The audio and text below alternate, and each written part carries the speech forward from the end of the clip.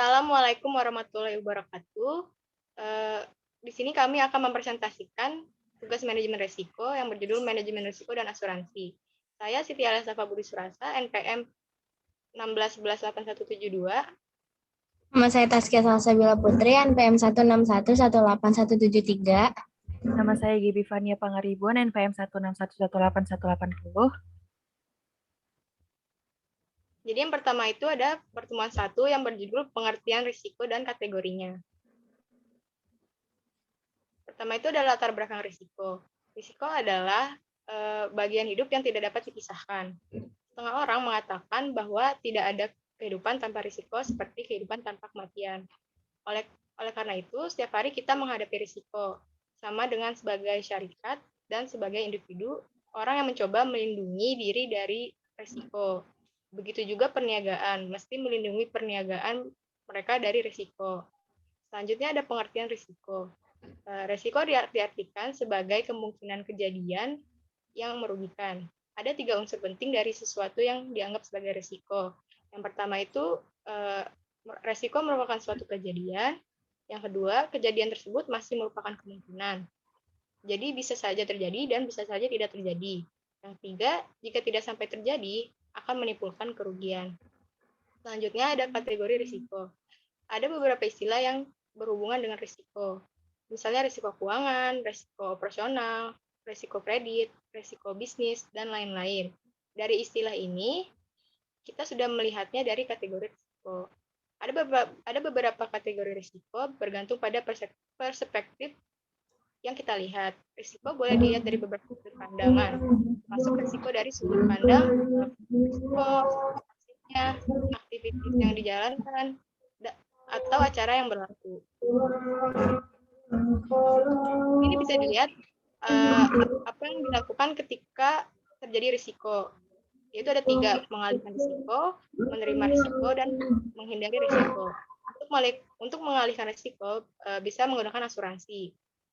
Berikut merupakan jenis-jenis asuransi yang ada di Indonesia, yaitu asuransi jiwa, asuransi kesehatan, asuransi kendaraan, asuransi kepemilikan rumah dan properti, asuransi pendidikan, asuransi bisnis, asuransi umum, asuransi kredit, asuransi kelautan, dan asuransi perjalanan.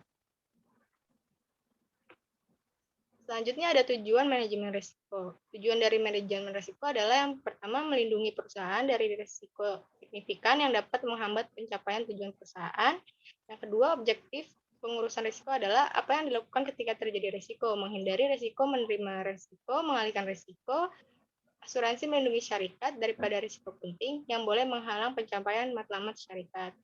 Yang ketiga, menyediakan rangka kerja pengurusan risiko yang selaras dengan risiko yang wujud dalam proses dan fungsi perniagaan dalam syarikat.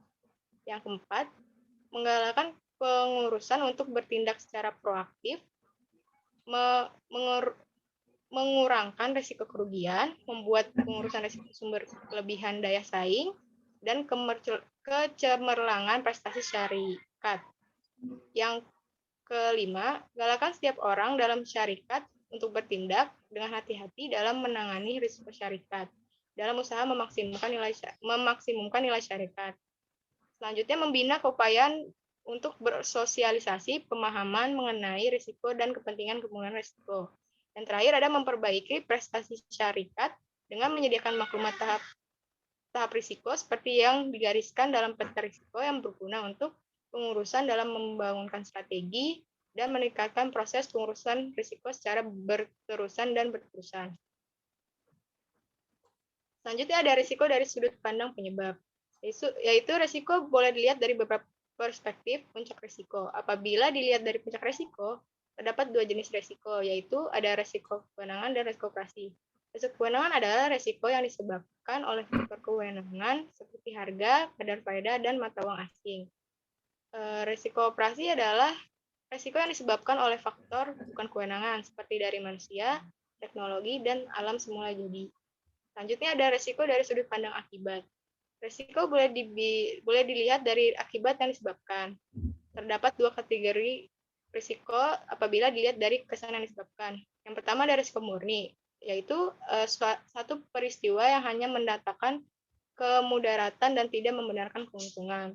Lalu ada risiko spekulatif, yaitu risiko yang bukan saja boleh menyebabkan kerugian, tapi juga membolehkan keuntungan.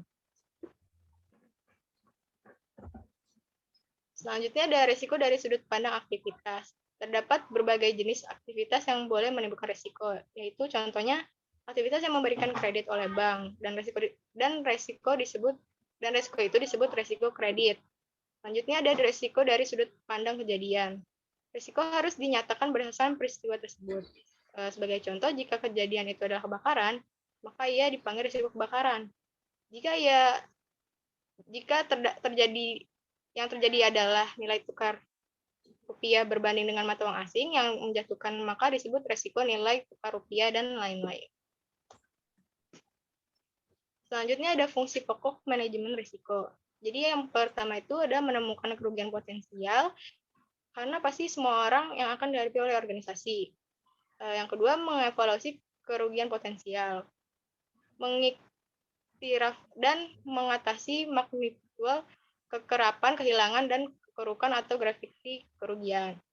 Yang ketiga ada menentukan cara penanggulangan risiko, dan yang terakhir, organisasi boleh menentukan apa yang boleh dilakukan dan sesuai untuk menangani risiko. Adakah itu dengan mengurangkan, menghalang, mengkalkan, atau kekangan sendiri, melekakan dan memindahkan kerugian kepada pihak lain.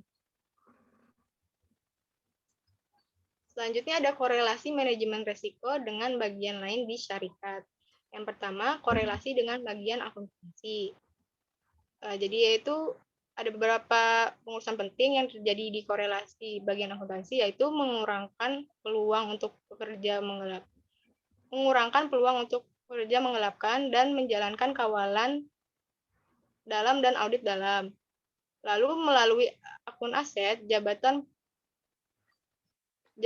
perkaunan atau mengenal pasti dan mengukur pendedahan kepada kerugian kepada aset.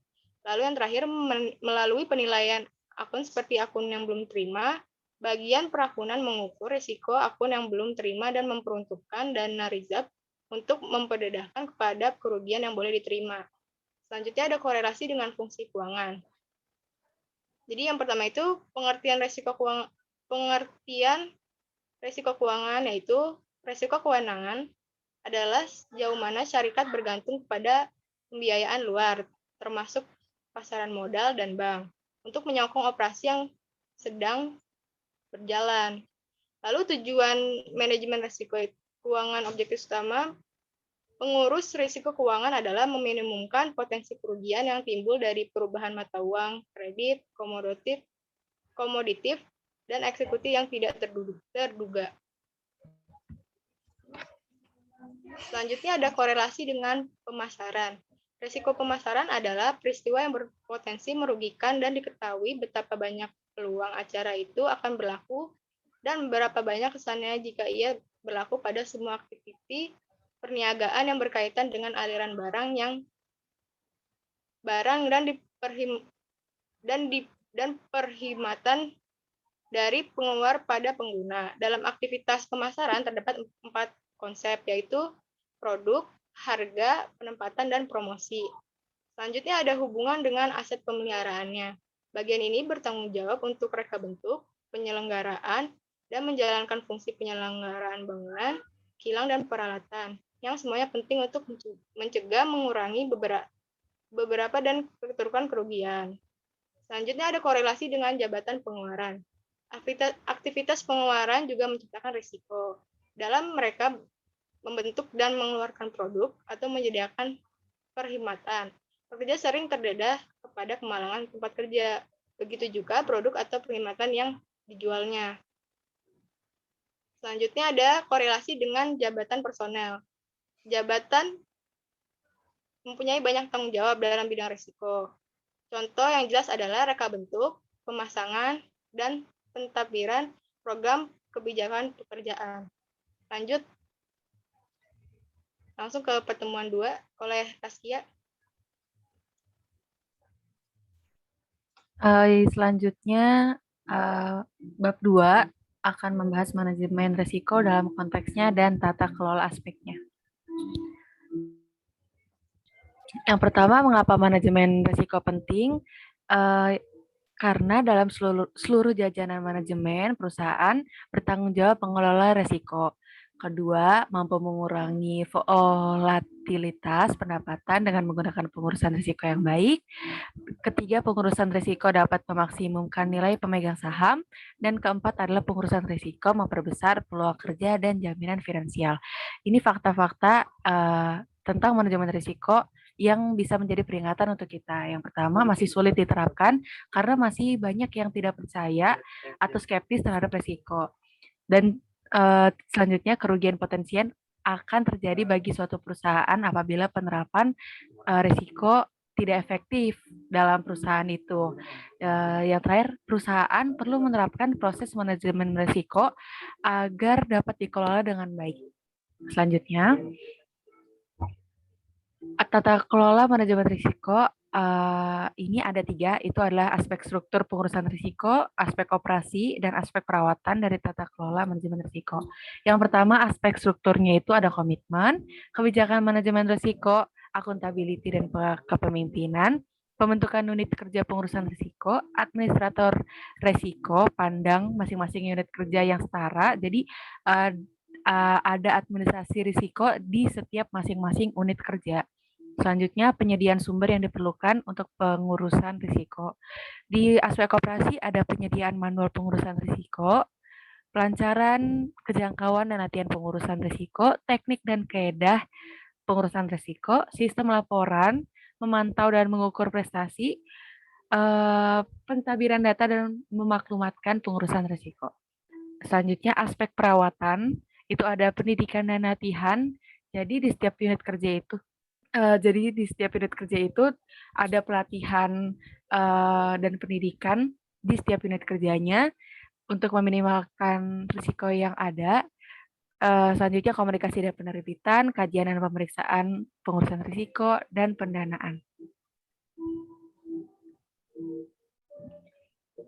Pelaksana manajemen risiko harus mengeluarkan kebijakan dan aturan standar pengelolaan risiko yang digunakan di seluruh organisasi. Jadi setiap unit kerja yang ada di suatu perusahaan atau organisasi itu harus ada pengelolaan risiko yang sudah ditetapkan dari perusahaan tersebut. Selanjutnya, tanggung jawab Dewan Direksi ini lembaganya itu ada syariah tersebut, pemegang saham, pemiutang, dan pemegang kepentingan lain. Selanjutnya ada tanggung jawab pelaksanaan manajemen risiko, itu pengawasan pelaksanaan manajemen risiko, itu ada Dewan Komisaris, semuanya dijalankan untuk faedah syarikat dan selaras dengan matlamat dan objektif syarikat dalam mencapai matlamatnya.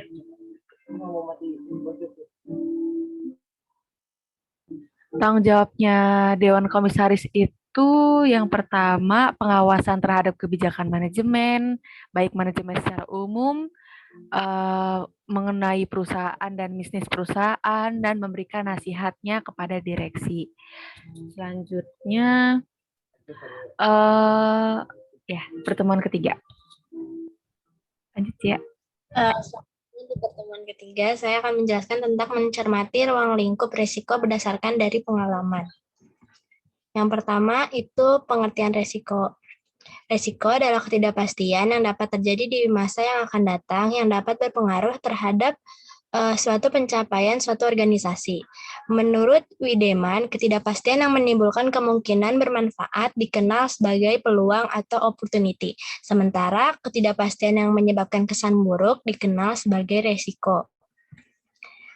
Jenis resiko mengikuti sifatnya, yaitu yang pertama ada resiko tidak disengaja atau resiko murni, adalah resiko jika ia berlaku akan mengakibatkan kerugian dan kejadiannya secara tidak disengaja. Contohnya kebakaran, bencana alam, kecurian, penggelapan, dan gangguan. Lalu selanjutnya ada resiko yang disengaja atau resiko spekulatif, adalah resiko yang disebabkan dengan sengaja sehingga ketidakpastian memberi manfaat seperti hutang, judi, perdagangan niaga, dan hadapan. Yang ketiga, resiko asas adalah resiko yang penyebabnya tidak dapat diwakilkan kepada seseorang dan yang menderita bukan hanya satu atau beberapa orang. Lalu yang selanjutnya resiko spesifik adalah resiko yang berawal dari peristiwa bebas dan secara umum mudah untuk menentukan sebabnya, seperti kapal yang dijumpai, pesawat jatuh, dan kecelakaan kereta. Lalu selanjutnya ada resiko dinamik adalah resiko yang timbul akibat perkembangan kemajuan masyarakat dalam bidang ekonomi, teknologi, dan resiko keuangan.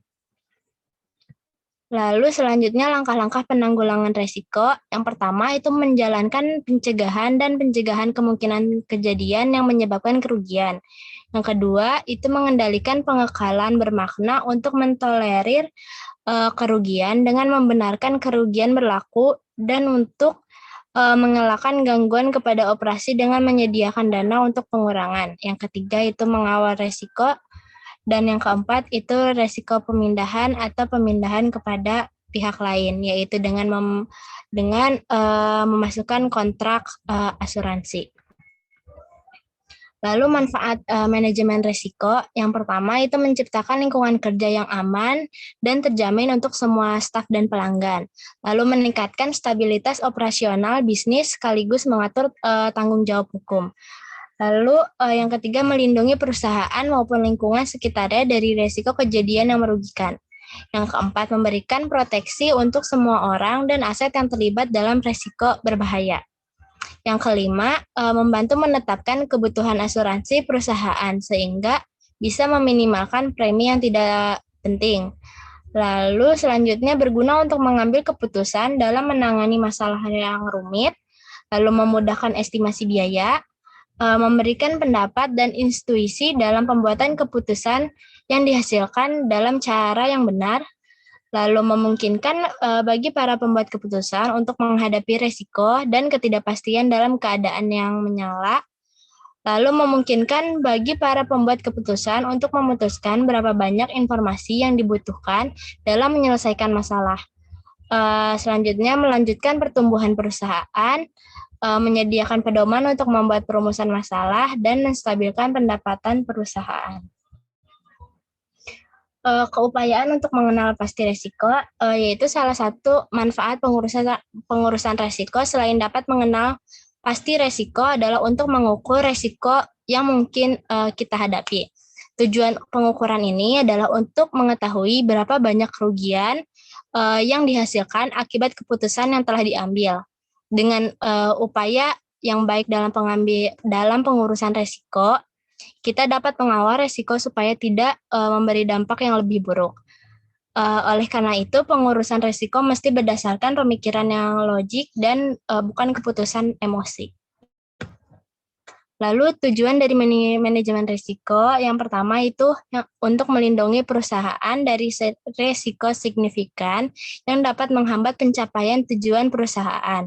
Yang kedua, objek pengurus risiko adalah apa yang dilakukan ketika terjadi risiko, yaitu menghindari risiko, menerima risiko, mengalihkan risiko. Lalu menyediakan rangka kerja pengurusan risiko yang selaras dengan risiko yang wujud dalam proses dan fungsi perniagaan dalam syarikat.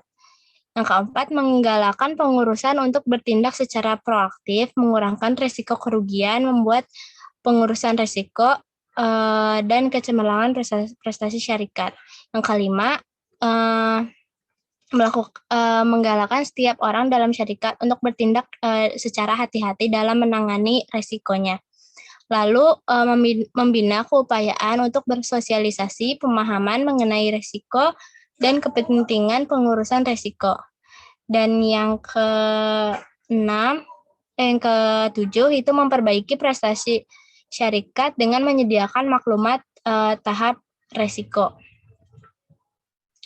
Lalu SOP proses pengurusan risiko terhadap yang terdiri dari yang satu menetapkan matlamatnya, lalu yang kedua menentukan strateginya, yang ketiga mengenal pasti apa itu resikonya, lalu yang kelima itu analisis resikonya, lalu yang keenam itu selesai dengan menentukan tahap kebarangkalian dan akibat yang berlaku, lalu yang ketujuh itu menilai resikonya. Yang kedelapan itu membandingkan tahap resiko yang ada. Lalu yang ke-9 itu mengawasi resikonya. Dan yang ke-10 itu mengurangi tahap adanya resiko. Lalu yang ke-11 itu memantaunya. Lalu yang ke-12 memantau dan mengkaji semua keputusan. Lalu selanjutnya komunikasi dan perundingan. Lalu ada komunikasi dan perundingan dengan membuat keputusan. Nah, selanjutnya ada penanggulangan resiko. Yang pertama itu harus mengenali bisnis Anda. Yang kedua itu mengembangkan pemeriksaan dan pengembangannya. Lalu yang ketiga itu tentukan limit dan ruang lingkupnya. Yang keempat yaitu fokus pada keuangan Anda. Lalu yang kelima itu gunakan ukuran yang tepat. Itu tuh maksudnya kita harus mengukur kesuksesan kita. Nah, ini tuh digunain untuk mengukur tolak ukur suatu keberhasilan dari kinerja individu atau kelompok. Dengan kita mengukur kesuksesan ini, kita dapat mengidentifikasi perspektif resiko yang akan terjadi, sehingga tidak terlalu besar resiko yang diterimanya. Lalu yang selanjutnya itu memberikan kompensasi sesuai dengan kinerja yang dikehendaki. Lalu selanjutnya yaitu menciptakan keseimbangan yin dan yang. Itu maksudnya dari sisi keras yang disebut yin dan sisi soft side-nya itu yang disebut dengan yang. Lalu di pertemuan 4 itu akan menjelaskan konsep manajemen risiko dan ISO 31.000. Yang pertama itu ada berbagai jenis risiko yang ada. Ada 3 jenis risiko utama, yaitu yang pertama risiko pasar, yaitu jenis risiko yang mempengaruhi semua perusahaan di pasar, terutama pasar saham yang timbul karena kerugian finansial akibat pergerakan harga pasar. Lalu yang kedua ada risiko kredit, adalah suatu risiko kerugian yang disebabkan oleh ketidakmampuan dari debitur atas kewajiban pembayaran utangnya, baik utang pokok maupun bunganya. Lalu yang ketiga itu risiko operasional, yaitu suatu risiko kerugian yang disebabkan karena tak berjalannya atau gagalnya proses internal manusia dan sistem serta peristiwa eksternalnya. Adapun jenis risiko lainnya, yang pertama itu risiko bisnis, adalah ketidakpastian yang dihadapi perusahaan dan dapat menyebabkan kerugian dan kegagalan bisnis. Lalu yang kedua itu risiko operasional, adalah suatu sistem pengelolaan risiko yang dihadapi oleh organisasi secara komprehensif untuk tujuan meningkatkan nilai perusahaan. Lalu bagaimana manajemen risiko ini diperlukan? Dengan menjadikan risiko ini sebagai pola pikir dan tanggung jawab setiap karyawannya. Pendekatan ini memiliki dua manfaat, yaitu pekerja itu dapat memahami berbagai risiko di suatu bidang tertentu dengan lebih baik dan secara khusus. Lalu yang kedua itu memungkinkan risiko dikelola secara menyeluruh di suatu perusahaan. Lalu yang selanjutnya itu konsep manajemen risiko. Yang pertama exposure. Exposure ini berhubungan dengan kesediaan perusahaan untuk mengambil risiko. Dalam hal ini adalah risiko kerugian apabila sesuatu peristiwa terjadi. Yang kedua, volatilitas atau volatility adalah tingkat kerapuhan atau perubahan rentan dari risikonya. Lalu yang ketiga ada probabilitas. Yang keempat ada tingkat kerugiannya. Yang kelima ada rentang waktunya. Yang keenam ada korelasi. Korelasi ini untuk mempunyai tingkah laku yang sama. Kenaikan atas semakin besar korelasi, semakin tinggi resikonya. Lalu yang ketujuh ada modal kapital. yaitu semakin baik tahap kelayakan kredit syarikat, semakin besar juga jumlah modal yang mesti disediakan untuk tahap risiko tertentu. Yang kedelapan, ISO 31000 itu tuh merupakan suatu standar implementasi manajemen risiko yang dikeluarkan pada tanggal 13 November 2009. Lalu yang selanjutnya, corporate governance atau pengendalian internal. Itu tuh dapat diartikan sebagai suatu sistem bagaimana organisasi diketuai, diarahkan, dan dikawal. Lalu yang ke-10 itu pelaksanaan manajemen risiko ISO 31000. Yang diperlukannya yaitu untuk mengurus risiko itu memerlukan akuntability dalam membuat keputusan. Mengurus risiko memerlukan komunikasi, memerlukan menganggap ancaman dan peluang, memerlukan pemikiran yang komprehensif dan asas, memerlukan pemikiran antisipatif untuk kedepannya, dan harus mempertimbangkan manfaat dan biaya. Lalu dari penerapan manajemen risiko ISO 31000 ini memiliki manfaat, diantaranya mengurangkan kejutan, yang kedua penolakan dan eksploitasi peluang, yang ketiga hubungan yang lebih baik dari pihak ke pihak yang penting, keempat meningkatkan reputasi perusahaan, dan kelima melindungi pengarah dari pegawai lain. Selanjutnya pertemuan 5, bab 5. Proses manajemen risiko. Yang pertama itu memiliki kesadaran akan risiko. Ini adalah permulaan. Ada beberapa proses dan inisiatif organisasional yang dapat menumbuhkan kesadaran akan risiko di dalam perusahaan. 5 diantaranya itu ada komitmen dari puncak, menyarankan arti penting risiko, taksonomi risiko, pelatihan dan pengembangan risiko dan kompensasi. Selanjutnya, melakukan identifikasi risiko yang langkah-langkahnya itu adalah menentukan unit risiko, memahami proses bisnis, menentukan aktivitas krusial, menentukan bentuk kerugian, dan menentukan penyebab kerugian, membuat daftar risiko. Yang kedua, melakukan pengukuran risiko yang masih menjadi tantangan besar bagi banyak perusahaan. Berikut elemen penting yang harus muncul dalam laporan risiko adalah kerugiannya, kejadian berisikonya, penilaian manajemennya, dan indikator risiko. Selanjutnya, melakukan pengendalian risiko. Ada 3 metode yang perlu dipelajari untuk manajemen agar tidak mengabaikan risiko. Pertama adalah pertumbuhan bisnis secara efektif, mendukung profitabilitas, dan mengendalikan risiko-risiko negatif. Terima kasih. Sekian dari kelompok kami. Saya akan mengucapkan terima kasih.